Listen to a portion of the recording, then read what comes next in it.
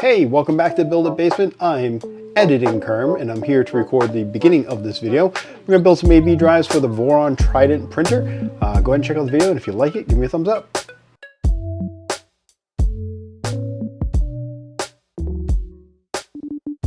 All right, today we're doing the AB drive units. First, we're going to start off with the BOM or the original AB drive units that are on the current Trident in 2024, beginning of 2024, but we're still in 2024.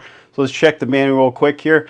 Starting page for these is going to be on page, let's see here, 22 of the Trident manual. We're going to get a quick overview as to what the AB units actually are, what they do on the printer themselves. Looking at that real quick, we can see we have our back portion of the printer right here. We're kind of getting ourselves situated with the build. We don't need the frame in front of us right now at the moment, but basically I want to give you a mindful of actually what you're actually doing when you're building this portion of the printer. So right here they're showing us the B drive, the A drive, the B idler, and the A idler. This is a core XY printer, so you no longer have an X and Y drive, you have an A and a B. Reason for that is they're both being used for different movements at different times, not necessarily one for one and one for the other, like a bed sling or something like that, where you have one on Y and one on X, depending on what you're doing. So skip over the advanced manual here. I'm just gonna skim through a little bit while I go. Individual chapters start with an overview of components. Manuals have been worked over time, so the manuals are getting pretty good for these Voron printers. So quite honestly, if you are building one for the first time, it's a heck of a lot better than it used to be. So that being said, first thing I want to do here is some component prep is what they're telling us. They're telling us a little bit about a heat set insert. Now heat set inserts, we haven't put them in as of yet in this build. There are multiple ways you can put them in. My preferred method is using an actual tool or a tool built to do so. Now you don't need a unit like this per se. This is one I built, kit from KB3D, way overpriced for what it is. You can build one for way less, but this is a very nice one. Printed parts I did on my own. Parts for the linear rail as well as some other things came from KB3, soldering iron you source yourself. And I added some weight on the bottom of this one right here because I wanted some additional weight. This is going to take a few moments to heat up. While it does, we'll talk a little bit about heat certs or what do they call them? Heat set inserts. So this right here is falling around.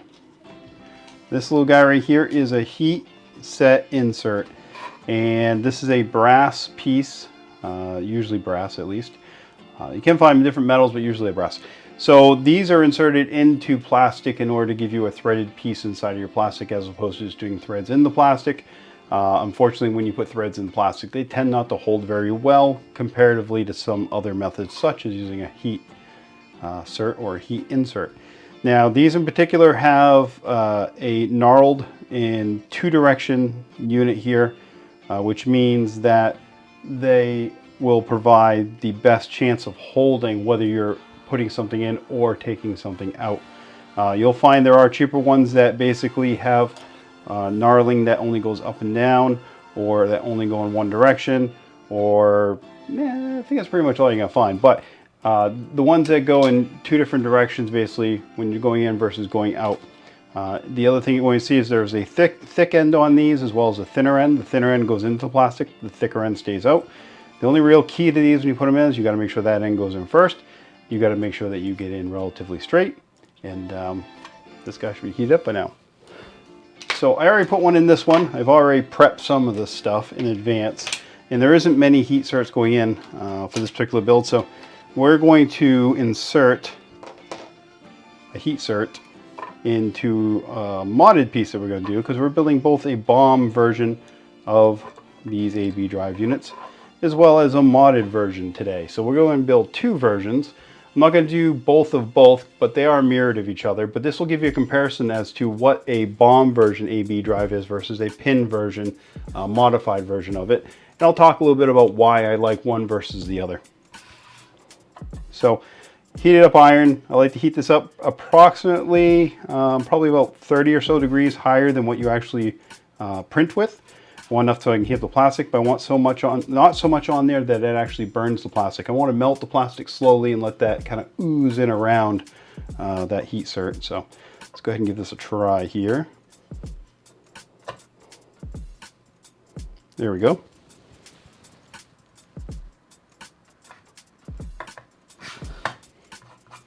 And what you're looking to have is a insert that is flush or slightly below the surface of what you're putting it into. You never want it proud of that surface, or else you'll never get parts that actually touch. So that right there looks pretty good to me. And that's how you put one in. Tip on here is made for heat certs. However, you can use a standard soldering iron. If you do use a standard soldering iron, what I suggest is you sand off or grind away the very end of it so you don't have a tip, a point down at the bottom. Also, if you're using a standard soldering iron, be advised you should use one that has some sort of temperature control on it, because you should not be putting these in at 600 degrees Celsius or whatever the maximum temperature is on your particular soldering iron. So we only need it for that one today, so I'm going to go ahead and put that away, but kind of important since it's telling us to put one in. We haven't put one in yet. This video is going to be for people that haven't built a printer before, as well as some people that have. So back over the manual real quick. Again, they're telling us about heat inserts. All the heat inserts in the Trident printer are all M3s, in case you're wondering, and that kind of follows suit with the rest of the Voron printers as well. There's no M5 heat inserts, at least as far as I know. I don't believe there are. Okay, so we got that, and we're going to go on here. We're going to skip over page 26, and I know this is kind of odd, and I apologize for it, but we're specifically working on the AB drives today because I think that's important to get done. These idlers that are going to go in the front, we're also going to be building 2 versions of these. It's going to be in the next video coming up, but I want to do AB drives today. Okay, so we're going to skip over this right here on page 25. We're going to skip over that. We're going to skip over this, and we're going to come back to this stuff, but we're skipping over for now, and here we go. All right, so the A drive, and that's specifically the one that we're building today. This is our bomb version, or our standard Trident build version. You can tell this one is the A drive because it has a slit right here. That is going to be for wiring, or it would be for wiring if we were going to be using it. This particular one I printed with fewer walls and a little bit fewer or lesser infill. That being said, let's talk a moment about parts that you print for your Voron printer, or parts that you get for your Voron printer. A couple suggestions. One is that your outside flat surfaces, your parts that were touching the build plate, should show little, if any, signs of the actual lines from the extrusion. That being said, they also should show a little bit of that. Not a lot, just a little bit, because that shows you it wasn't over extruded. Your hole should be relatively clean. You shouldn't have much in there. If there's a little bit of stringing or something in there, it's not a big deal. But for the most part, you shouldn't have anything in there. The harder surface to nail down a lot of times is this top surface, this inner top surface on these parts. It is relatively important. Maybe not as much on these parts here, as these are basically just going to be free parts that have nothing going on them. However, you do have mating parts on here. When I say mating parts, I mean parts that are fitting together. So this surface, this surface, this surface, and this surface all are going to touch with these surfaces right here. And if they do not touch flatly, or as flat as possible, you're not going to get a good joint part. So what you're really looking for is when you put these parts together, and specifically this one is keyed, there's a little key here which is nice, is that one, it goes in without much struggle. 2, there's no slop or play. You can't really slide these back and forth much. And finally, when you do hold them together like this, you may see a line. That's completely normal. But what you're not going to see is a lot of gap or air or anything inconsistent, non-uniform around the whole unit. It should fit pretty well together like this. Your outside walls, funny as it may seem, are probably the least important parts with the actual functional build. Now visually, these are probably the most important parts, but unfortunately for us all, that doesn't really count in these parts, because we need parts that work well, not necessarily parts that look well. But if you're a perfectionist, you want them both. So, all right, so here we go. This is our A drive, and what they're showing us here first is we're using this top surface here. I like to try to stay relatively close to what the manual shows in terms of positioning of the parts as we work on them. It helps you kind of keep a little bit of a clean slate or a clean mind as to what you're doing. So what we're going to need are some M5 by 30s. These are big boys. These are M5 by 30s right here. And we're going to be putting them through the top surface of this one right here. And you can see those go right in. They don't really catch on anything, but they're not just sliding through. They're pretty close in terms. If I lift them up, they're good. If they're not like that, you might need to ream them out a little bit, and you're going to get used to that. You're going to get used to reaming out parts once in a while, and it's not a bad thing as long as your parts are relatively good. So we have that. We're going to flip it over like this. We're going to go back over the manual, and we're going to do some stacking. Now, every Voron printer, Core XY printer I've built, Voron Core XY printer I've built, get my wording straight there, always uses the same bearing stacks in the drive units. Basically, you're going to use shouldered bearings that you're going to stack so they provide rideways or glideways for the belts. That being said, again, keeping this relatively in the same position that we'd find by looking in the manual, let's build our first stack. So our first stack is going to consist of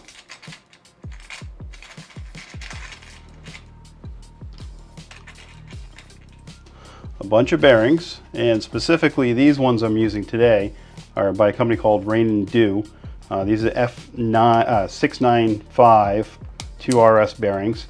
These came from KB3D, so they seem relatively good. Bearings are sealed usually. These ones specifically are sealed. They do not need to get lubricated. You can put a little light oil on them if you'd like, but you really don't need it. Okay, so we have that. And the first thing we gotta do is talk about putting a shim on this, or a spacer. Not a washer, but a spacer or a shim. Spacer or shim is a slightly more precise version of a washer. Usually they're not stamped. These ones seem to be, but they do seem relatively good. They don't have ridges on them or anything like that. Cheap washers tend to be stamped out relatively quick, and they have ridges on them, and they're not so great. They're meant to hold stuff from going through stuff. These are actually meant to space stuff out. So the first thing I'm going to do is we're going to put a washer here, or a shim, or a spacer, whatever you want to call it, as long as it is a relatively precision part in terms of what we have going on here. So we have that.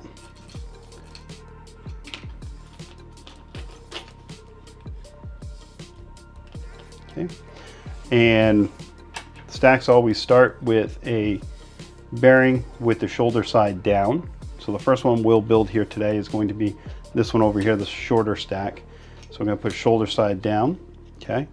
And then we're going to do one with a shoulder up, like so. And then we're going to put another shim on there.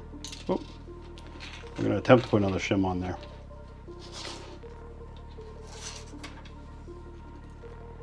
Like so. Okay, so that's our first stack. Second stack, a little bit bigger. It's going to be shoulder down, shoulder up, two shims,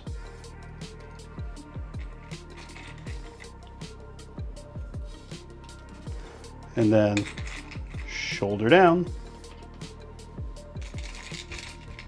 shoulder up, and finally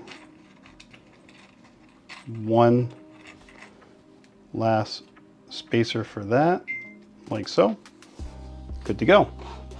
All right, so next thing we're going to do is we're basically going to be putting this part on top of that part.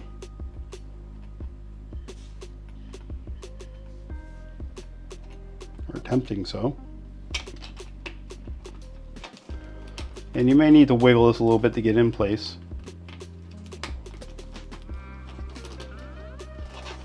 And if you carefully kind of flip it over here, you kind of get where you're going to be here.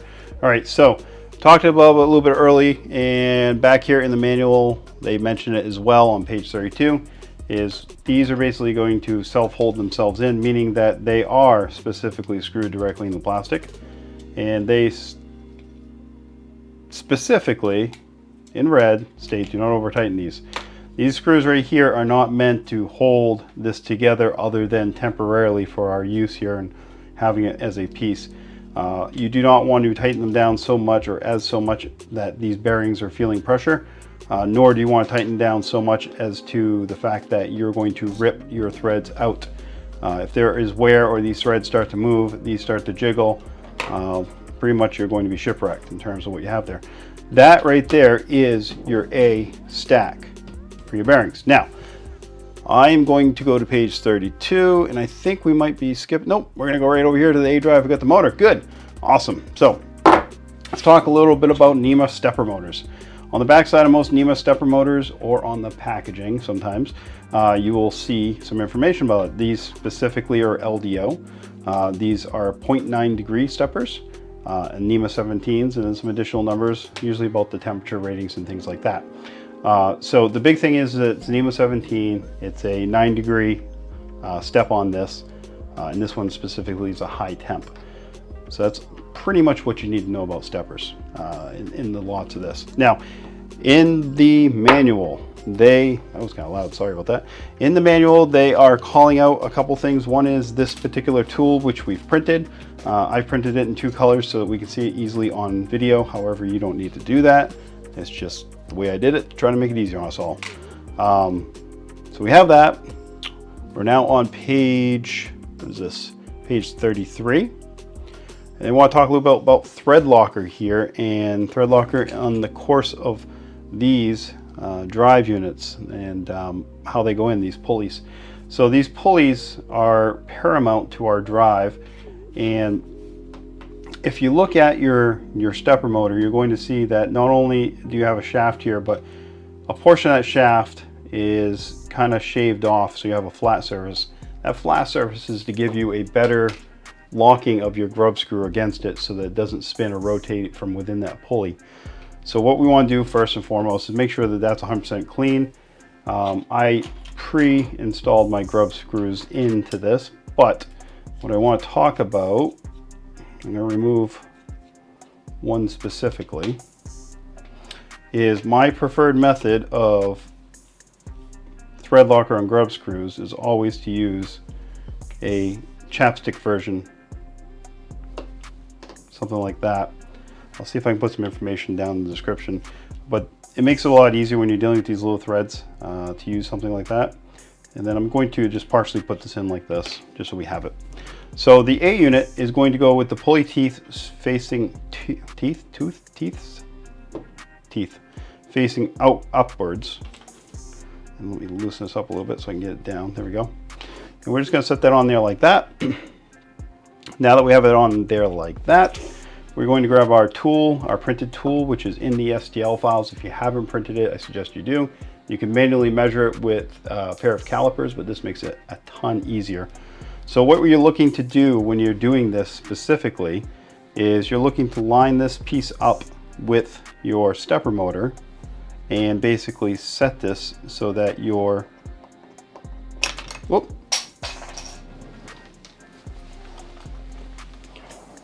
set this so your pulley fits right inside of where that A marker is. Okay. Now I need to find where my flat surface is. It's kind of the most important part. I like to put that straight towards me, put a grub screw towards me, line that up. I gotta do it kind of in a direction that I can see, unfortunately, but you get the gist of it. And I'm going to just lightly tighten up that first grub screw, lightly tighten up the second grub screw. I'm going to look at this closely with my eyes and just get a confirmation that this is where I want this to be, which I'm happy with. Now, we put a little effort into finding out and putting that in the proper place where we want it. I will tell you this, when we put this printer together, there's a high likelihood that we will need to readjust this to a certain height. It's going to be probably like a 1/10 of a millimeter or something. Basically, we don't want the belt riding. We want to keep that belt dead center in this. We can only get so close before we get it in the printer. So now that I have those where I want them, I'm going to tighten that one up. I'm going to tighten this one up. Just going to wipe the rest of that thread locker off there a little bit. Should be using a paper towel, but I haven't got one handy on me, so we'll do that. There we go. That's our A motor. So now that we have our A motor, next thing it wants to do, according to page 33, is look at the output or the wiring that comes off of our stepper. These steppers are pre-fixed with a pigtail of wiring. These are approximately 2-3 inches. or maybe about 5 to 6 centimeters. And sometimes these have connectors on them. Sometimes they have long wiring. Sometimes they have what we have here. So whatever it is, just make sure it's facing in the direction that you see in the photo in the manual on page 33. So once we do that, we're going to put our piece that we built right on top. And then we're going to get ourselves a couple of screws. I'm going to move to page 34. And these are going to be M3 by 30 screws. And there's going to be 3 of them. One here, one here, and one here. And for now, these don't need to be very tight. These are basically affixing our A drive to the motor. Nothing too special there. So we're also going to keep these parts together. So that right there is our A drive. The next thing we want to do, and we'll see it here on this page, is to check our work. Now, the suggestion to check your work is to simply look at your unit, line it up as it is in the picture on the photo on page 34, 35. What are we on here? 34 it is. So what they're looking to see is basically that your pulley is put on the proper direction with the drive going upwards as opposed to down. On the B, that's going to be your difference. That drive is going to be flipped around, and you'll see in the manual. Everything else is the same, everything's inverted, including that drive unit is going to go the other way around. Not building a B today, but I'm letting you know. We have single pulley here, double pulley here. We have long section here, short section here. Our drive unit's right there. Wiring is coming off this side. The way it's going to sit in the printer is more like that. Wiring is going to be off to the side. This will be on the right-hand side of the rear of the printer. Belts are going to come around. Going to go around this back side right here. This one's going to basically have 2 belts coming across it. This one's going to have a single belt come across it and around that unit to drive it. So there you go. That, in a nutshell, is how to build a bomb version of the A drive. And now that we did that, let's go ahead and take it back apart and let's talk about, while I'm doing that, why I prefer a pinned version of the same part. So one of the biggest things, and one of the argued points there are about these drives, the A and the B drives that is whether or not it even makes sense to use pinned versions versus using a screw version. And I don't want to argue with anybody. You do what you think is best, but I'm going to tell you what I've seen. I've not necessarily tested all this, but I have measured, I've looked at, and I've used. So that being said, let's go ahead and measure these M5 screws. Let's go ahead and measure a pulley, and let's go ahead and measure a pin. Trust me, there's a reason for this. So I'm going to turn these on, we'll zero them out, and we'll measure a screw. Screw is, we'll do it this way just to be 100% fair. Screw is 4.87, not quite 5, not too small. 4.87. Okay. Now let's measure a pin. Pin, 4.95. Quite a bit closer to 5, not quite 5. Quite a bit closer though. Let's go back to these units again and see if I can measure kind of in between. It's close to 4.78. Let's see if we can get just, see the best we can get. Let's give it a spin. 0.87, 0.86. Let's check another one here just to make sure we're accurate. 0.87, 0.86. Okay. Now let's check a bearing real quick. This is kind of all for naught because when I show you the visual of the bearing on the screw versus the pin, you'll see a big difference.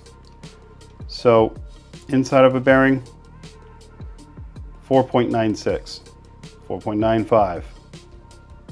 I can't really spin the bearing because it's a bearing. So we'll call it 4.96, 4.95. It's dead on to that pin. Let's turn those off, save the batteries. Now let's put a bearing on a screw, just like so. And there's some movement there, it's pretty easy. But look at the wobble. I'm not forcing this whatsoever. This wobble is play. Play's not so good on mechanical parts, okay? So, we'll put those away. Let's grab a pin. Let's put that same bearing on a pin. And let's see if I get any play whatsoever. The play I'm getting, for the most part, is me actually moving the whole pin. There's a tiny bit in there, but not much at all. So the next argument is, well, when you have a bearing and it's on a screw, it's being forced against that screw by the rubber of the belt that's on it. But when that belt moves directions, that kind of goes away a little bit. Yeah, you have strain on it all the time because it's tensioned, but when that moves, there's room for error there. So let me show you the pin mod. So these are pin modded parts, and I'll leave descriptions and try to leave a location for you to download these STL files if you like. They're made by a very smart gentleman by the name of HartK. Now, if you've read any on forums or on the Discord, you probably have seen that name a couple times. These are modded parts. This is my modded A. And what they did, or what he did, I should say, is he went ahead and he modified the STL file to basically make it so that the pins would fit into these. So to do the pin mod, you're going to need your 5mm pins. I guess that's first. And you can buy these in a kit from KB3D. Trident pin mod kit. Also available for 2.4. So this first pin is about 30mm. The second one, if I recall correctly, is 28. Yeah, 27.65. All right. So the long one, believe it or not, goes into this section right here. Short one, right here. Let's make sure of that real quick. Yep. So I'm going to push these down. Have them seated like that. Now we're going to do bearing stacks much the same way that we just did them a moment ago. Not much changing here. You can see it's pretty much the exact same thing we had before. This is our short stack. This is going to get a shim. If I can get parts out, a shim, shoulder down. You can just feel when you put these on that they just fit perfectly on. I mean, it just feels right. If for nothing else, it's satisfying to have parts that go together so well. So that, and then on the other side here, we're going to do shim, shoulder down, shoulder up, double shim the middle. If I can find my shims. Shoulder down and shoulder up. There you go. Just like we did before. This is now going to go on top like this. And the biggest difference here is, as opposed to having screws, we have pins. That fits together like so. Everything looks good. Everything looks nice. Everything fits well. Everything's good. So no over tightening to happen here at all, but yeah. So we might as well finish this off. We'll go ahead and put this on our stepper, our A drive again. So A drive like so.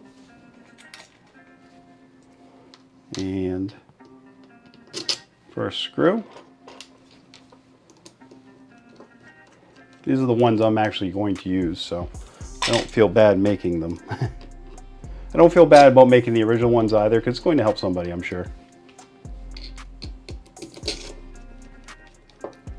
And there you go. That is your A drive modded. Now, since I am making a modded drive printer here, I'm gonna go ahead and build the second one. And the second one is a mirror of the first one. So first thing we're gonna do is set that aside. I don't need it quite yet, but I'm going just to remind myself that this is gonna wind up going on upside down. I'm gonna set that like that for right now. Set that upside down. All right, pins. We need pins. We need a long pin, a 30 and a 28 again. So measure these two up like that. Our 30, our 28. I might have done that backwards. Maybe. Let me see. No, I did it right. 30 and 28. Our 30 and our 28.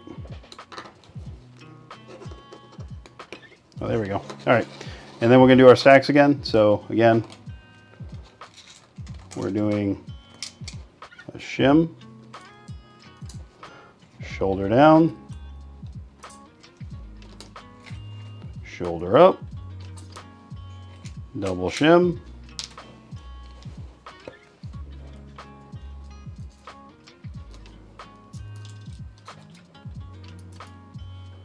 shoulder down, shoulder up, another shim, and then on this other one here,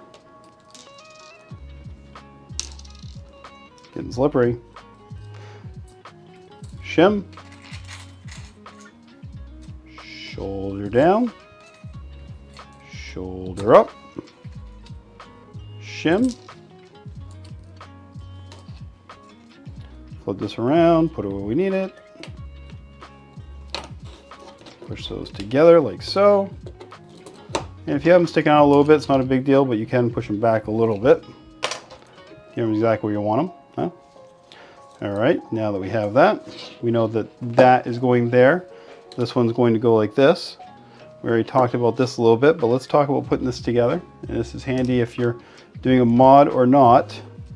Let's talk about how this is going together. Again, I'm going to face this pin with the flat surface towards me. This time we're going to put the pulley with the drives facing downwards. Enough play there, enough hold to hold it like that. We're going to grab our tool again, and this time as opposed to using the A, we're going to use the B side.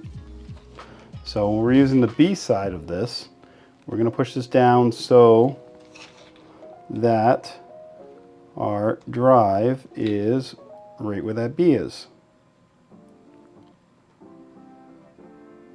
Like so. Give that a quick tighten. Double check it. Pretty good. Tighten up the other side.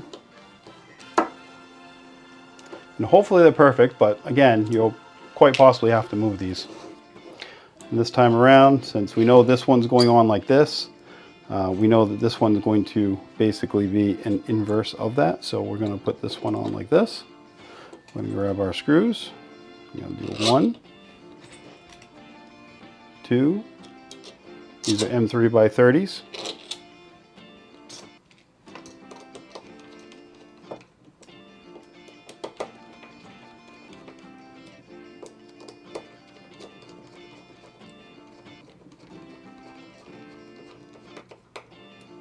Finger tighten those up. And here we go. We have A and B. Ready to go.